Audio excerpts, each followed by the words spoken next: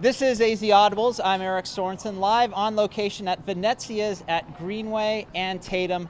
Happy to be joined by Horizon head football coach Ty Wisdom. Coach, thanks so much for joining me. Thanks for having me. Appreciate it. Exciting time. Obviously, you guys are in the Open 8. What has sort of been the overall message that you've been sending to your team going up against Saguaro? You're the underdogs, for lack of a better term, the lower seed. Do you sort of take on the underdog role, this team? You know what? We've kind of taken the underdog role on all year long.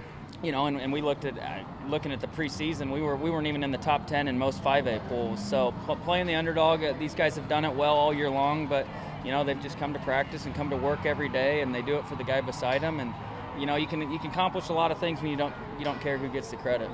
One of the things I love about your team this year is you guys are really balanced. Pretty similar offenses, passing and rushing as well. Defensively, you guys have been pretty solid.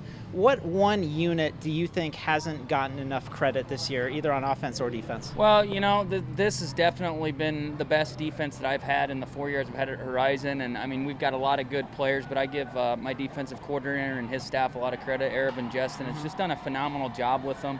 This senior class, I've said all along, is a different group. They were hungry. They had a vision.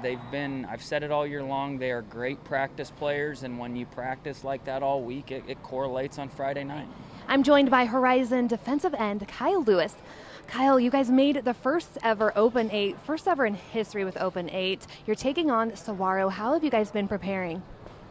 We've been preparing like we do for every team. Physical, a lot of mental focus, good looks, both sides of the ball by the scout team. Everybody's just trying to compete, get better every single day. Now you're a captain. How do you plan on leading this team during the playoffs?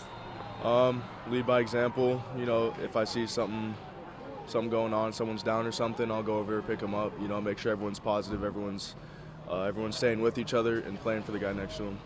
Now you lost to Pinnacle. They're also in the Open 8. What did you learn in that loss about yourself? I learned to use my hands a lot more. I learned how to take a loss like a champion and learn from it. You know, and criticize myself pretty hard. Even my coaches learned to get criticized by them pretty hard. So I think I learned a lot as a person just to take that criticism and make it show on the field. Now you have been playing with Jay Rudolph and Jake Martinelli since 8th grade. What has that been like to be able to play high school football together?